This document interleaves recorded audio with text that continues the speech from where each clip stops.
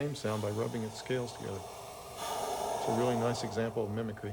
If I were in the Middle East and I heard this thing hissing, I would probably jump back because there'd be the possibility that it's a saw-scaled viper, an extremely dangerous animal.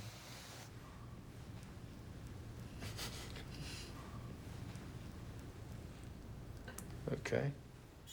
These are the colors of danger. They belong to the poisonous coral snake.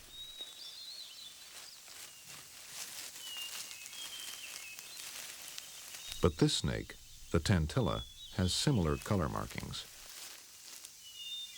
The coral snake, however, sees through the disguise.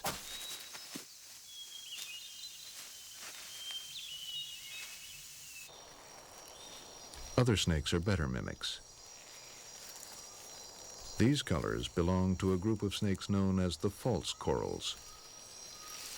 As near-perfect replicas, they are much more likely to fool predators, some of the time. As the old American saying goes, red to black, venom lack. Red to yellow kills a fellow.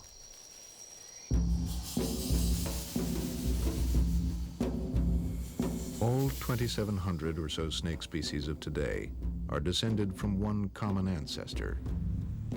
Unfortunately, the fossil record is so poor that little is known about the details of snake evolution. Some of the best clues lie in the evidence of the present day rather than the fragmented remains of the past.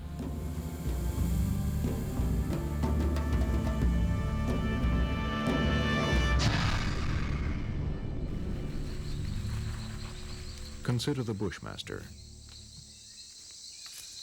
Although he barely survived a Bushmaster's bite, Dean Ripa continues to collect and study this rarest of snakes. Until recently, the scarcity of the Bushmaster meant that it was poorly understood. One problem that the zoos have had is trying to obtain good specimens.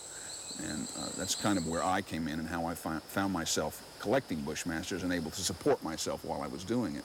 So I spent months and months in rainforest just looking for Bushmasters and catching them in a way that wouldn't hurt them.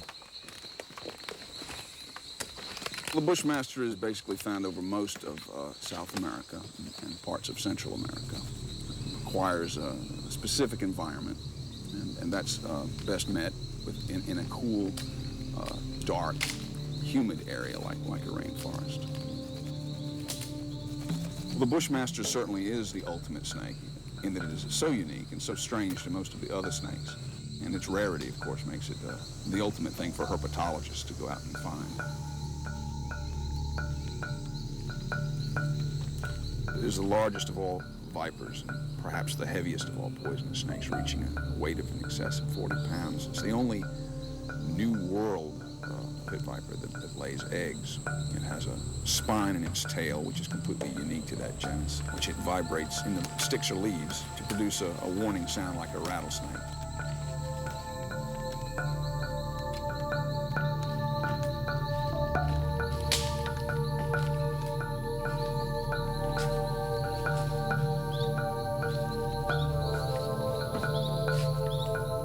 I think I must have been about 27 when I caught my first Bushmaster. I was alone in Suriname, in a rainforest area, and at night. I had no gear or equipment, and I simply had to freehand it and throw it into my suitcase.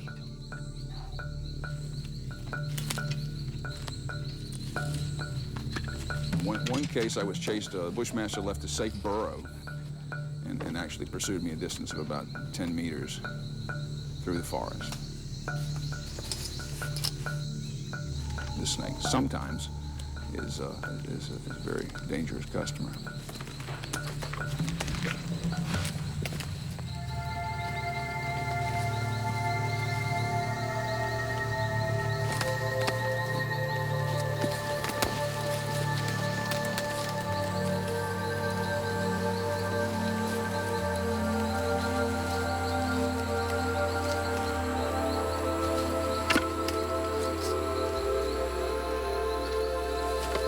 Basically, the idea is to capture it with the least amount of stress onto the snake so that it will survive transport and will survive long enough to breed for you.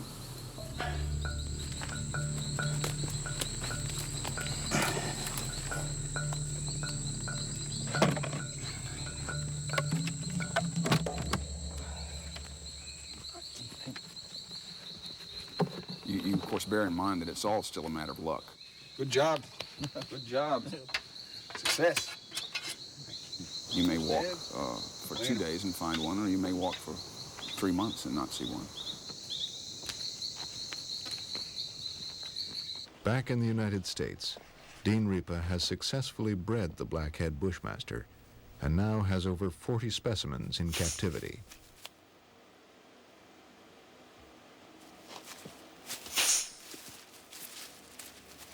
Dean's experience with these snakes led him to believe that there may be more than one species. By studying his own snakes, he began to suspect that the South American and the Central American bushmasters were entirely different, based on variations in body structure.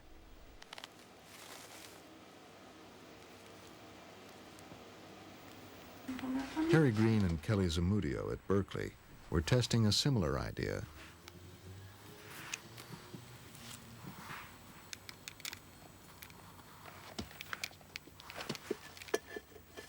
By studying bushmaster DNA, they came up with some startling results.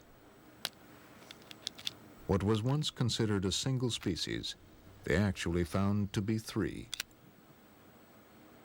This gives us a key to understanding how present-day snakes evolved. What we have on the screen are the sequences of 3 snakes, and on the bottom we have the 2 Central American forms, and on the top we have the South American form. And I've put these 3 up just to contrast, because if we move through the DNA here, move through the sequences, we can see that there's a very high similarity between the 2 Central American forms, but large differences between the 2 Central American forms and the South American form. The 2 Central American forms aren't identical, though. If you scroll through the DNA here, you can see that there are also some differences, not quite as many as differences from the South American forms, but there are also some differences between the 2 Central American forms.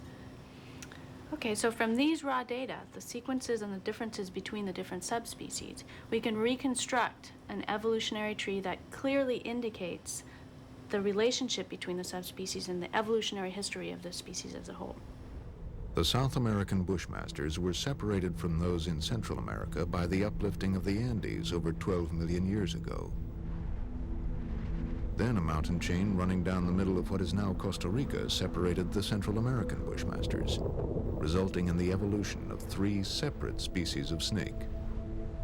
Geographic isolation forces all animals to evolve on their own separate paths. Scientists can start to follow those paths back into snakes' evolutionary past by studying DNA, the building blocks of life. The origin of snakes is a little bit muddied. It certainly is something that happened over 100 million years ago. We feel pretty confident now that snakes arose from within a group of lizards.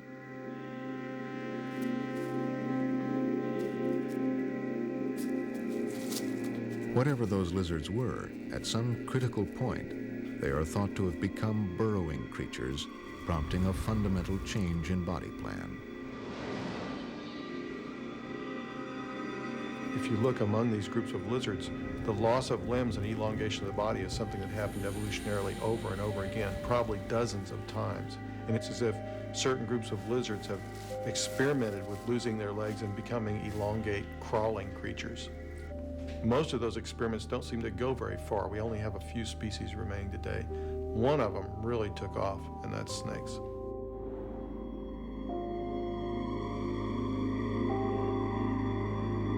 The remains of that successful experiment can be seen near the tail of this python skeleton. Tiny spurs that were once hind legs actually protrude through the skin of living pythons. But to get around, snakes have come to rely on a complex system of muscle fibers and tendons wrapped around as many as 300 ribs.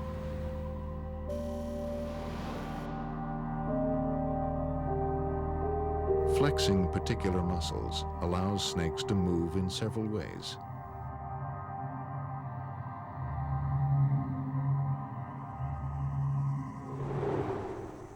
Large, bulky snakes move similarly to caterpillars, as a wave of muscle activity travels from head to tail.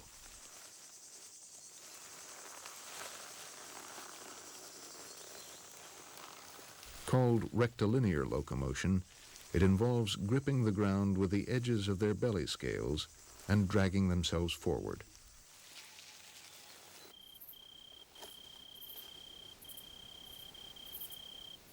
While hunting for prey in a barn, the corn snake finds itself between the tire and metal rim of an old wheel.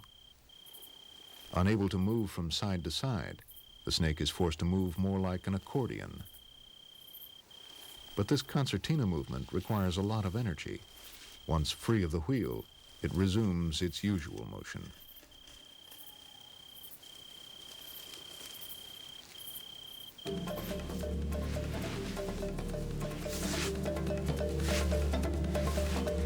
Snakes have adapted their limited methods of locomotion to work in a wide variety of habitats.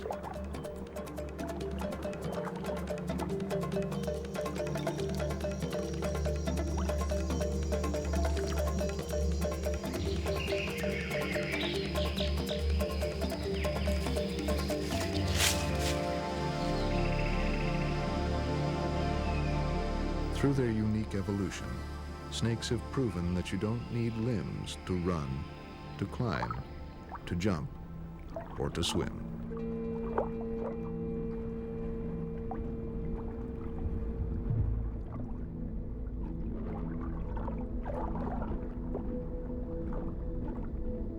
Living in the oceans presented the sea snake with a host of tricky adaptive challenges.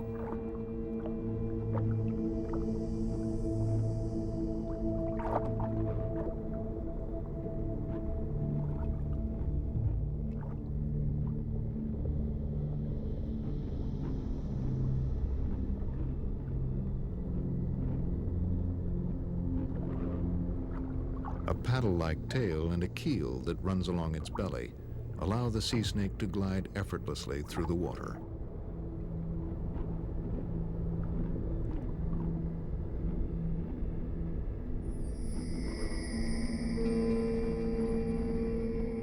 A single lung that extends almost the full length of its body gives it buoyancy and allows it to dive up to 300 feet and on one breath remain underwater for up to 5 hours. To guarantee a rapid kill when hunting fish and eels, the sea snake packs a powerful venom that makes it more toxic than its closest family member, the cobra.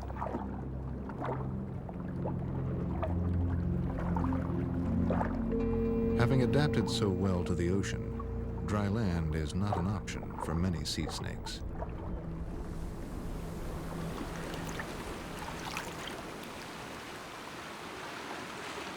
Most sea snakes no longer have fully formed ventral scales that grip the ground and allow snakes to move and survive on land.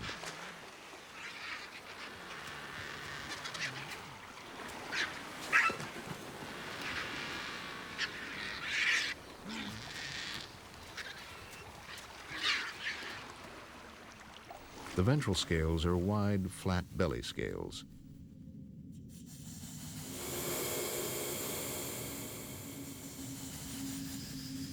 They're linked to the ribs by a series of muscles.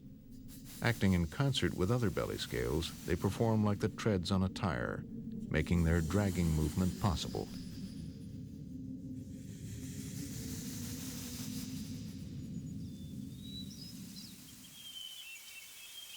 So effective are these scales that some snakes, like the corn snake, can climb vertically.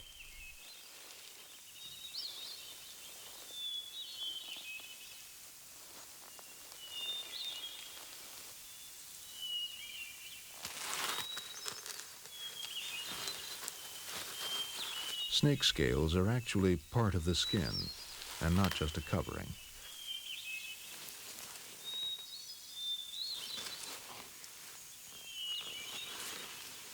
They protect the snake while allowing for considerable elasticity and flexibility.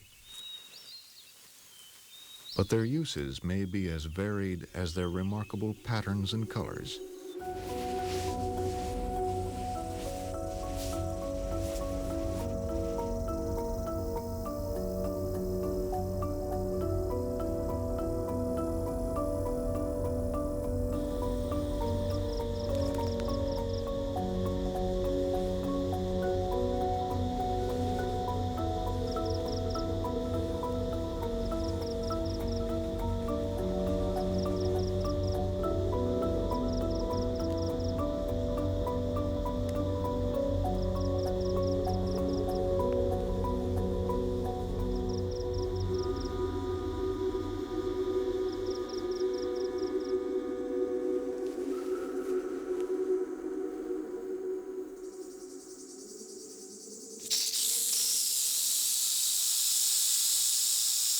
Snakes constantly change their skin.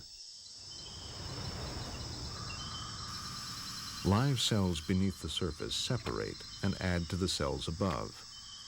As the old cells break down, the snake's outer skin thickens and is ready to be discarded.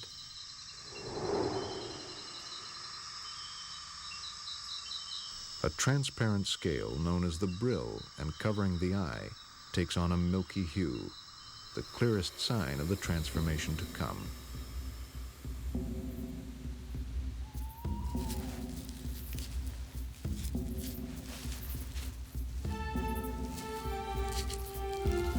With the help of a log or rock to rub against, the snake literally crawls out of its skin in a process known as sloughing.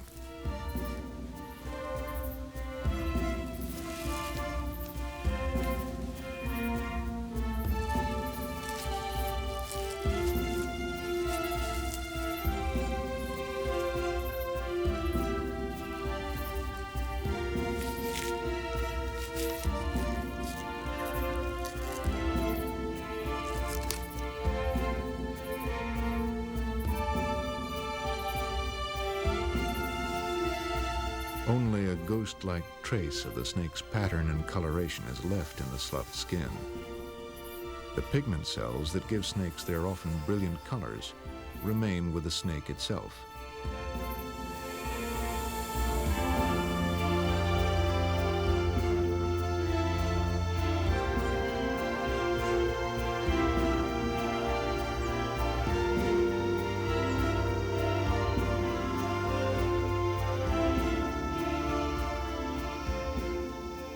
Snakeskin can do many things, including act as a brilliant disguise. But it can do little about one particular enemy, the cold.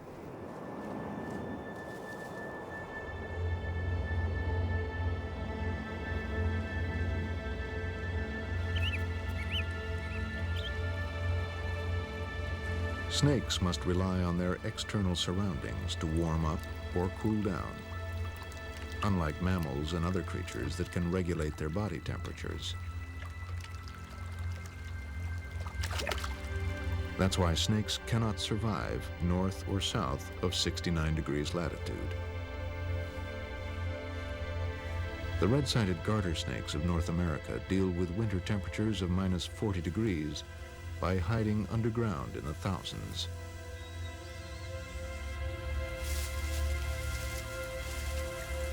In the warmth of spring, they emerge en masse.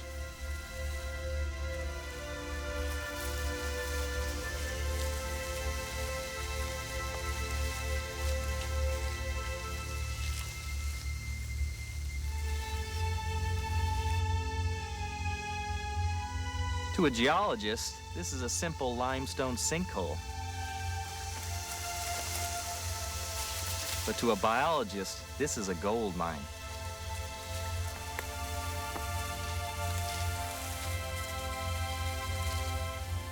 Dr. Robert Mason has been studying these snakes for over 15 years and has solved many of the puzzles of their curious life cycle. Well, here we are in a limestone pit, approximately the size of an average living room, and I'm surrounded by 15,000 red-sided garter snakes. These snakes afford an outstanding opportunity to study some very difficult questions because these numbers here are just unprecedented. You'll never see numbers of snakes like this anywhere else in the world. There are several things that are involved with the overwintering of these garter snakes. Most animals, when they come out in the spring, they have the luxury of time. These garter snakes don't have that luxury of time, and so they kind of cheat the system in a little way. And by that I mean the male garter snakes produce their sperm in the fall, and they store it over the winter, and then when they come out of hibernation in the spring, they're ready to go immediately, and they immediately can court and fertilize a female. Females, they're cheating the system as well. These snakes, not only can they store sperm for 6 weeks, these females are noted for storing sperm for literally years. So years from now, this female could produce viable offspring from a mating several years earlier. As the female emerges from the den, she is approached by dozens of potential suitors. Attracted by her unique scent,